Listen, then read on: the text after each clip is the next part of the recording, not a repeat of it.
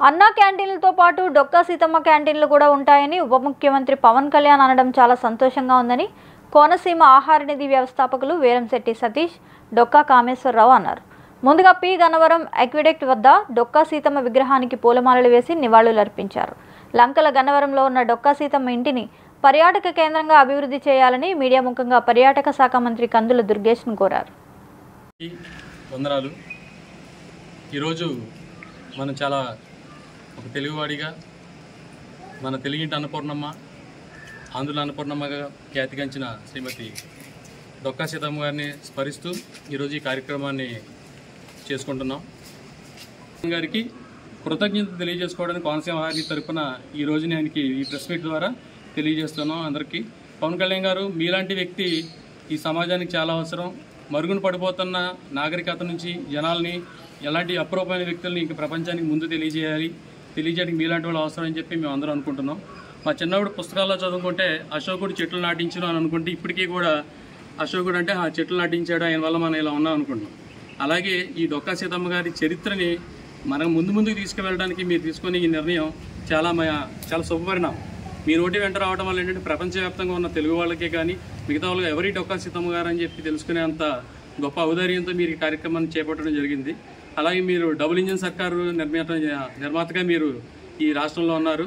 ఒక పక్కన చంద్రబాబు నాయుడు గారు అన్నా క్యాంటీన్లు అన్నా, మీ పక్క నుంచి డొక్కా సీతమ్మ గారి క్యాంటీన్లు అన్నా, మీ ఇద్దరు కలిపి ఆ రెండింటిని కొనసాగించి తెలుగువారి స్ఫూర్తిని ప్రపంచవ్యాప్తంగా తెలియజేసుకుంటారని, చాటిస్తారని చెప్పి మనస్ఫూర్తిగా కోరుకుంటూ ఈ 2018 నుంచి ఏదైతే ఈ కోనసీమ ఆహార నిధి ఏర్పాటు నుంచి మాకు తోడ్పాటుగా ఉన్న డొక్కా సీతమ్మ గారి 5వ తరం మనోడు శ్రీ డొక్కా కామేశ్వరరావు గారు కానీ, వారి కుటుంబ సభ్యులు డొక్కా నాదిబాబు గారు కానీ, మాతో వెన్నుదండిగా ఉండి అమలాపురం ఛాంబర్ ప్రెసిడెంట్ కలవకం తాతాజీ గారు, పంచాయతీరాజ్ డి అన్యన్ రాంబాబు గారు, విద్యానిధి విద్యా సంస్థ విద్యానిధి నాయుడు గారు, అలాగే డాక్టర్ గంధం విశ్వనాథ్ గారు, ప్రముఖ వ్యాపారవేత్త నల్లా శ్రీధర్ గారు, ఇలాంటి వాళ్ళు ఈ ప్రాంతం నుంచి, అలాగే పక్క ప్రాంతాల్లో ఉన్న విశాఖపట్నం చెందిన లంకా పెదబాబు గారు కానీ, వెస్ట్ గోదావరిలో ఉన్న పప్పపు నాగేశ్వరరావు గారు, ఇలా ఎంతోమంది అనేక ప్రాంతాల నుంచి మా ఎండగా వెండుదండిగా ఉన్నారు.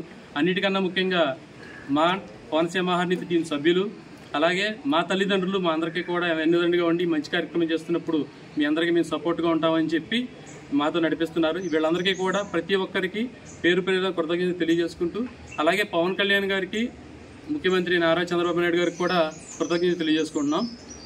అందరికీ నమస్కారం తెలియజేస్తూ మరొక విన్నపం ఏంటంటే, మన గోదావరి జిల్లాలుగానే ఒక ముద్దుబిడ్డ శ్రీ కందుల దుర్గేష్ గారు ఇప్పుడు ప్రస్తుతానికి సాంస్కృతిక, పర్యాటక, సినిమాటోగ్రఫీ మంత్రిగా ఆయన పనిచేస్తూ ఉన్నారు. ఆయనకి కూడా మేము చేసుకునే విన్నపం ఏంటంటే, ఆయన పర్యాటక శాఖ మంత్రిగా ఉన్నందున లంకల గన్నవరంలో ఉన్న డొక్కా సీతమ్మ గారి ఇంటిని పర్యాటక రంగంగా అభివృద్ధి చేసి జాతికి అంకితం చేస్తే ఇలాంటి జాతి సంపదని మనందరికీ ప్రపంచానికి చాటుకున్నట్టు అవుతుంది. ఆ గ్రామాన్ని తద్వారా మా ప్రాంతాన్ని కూడా అభివృద్ధి చేసినట్టు అవుతుంది.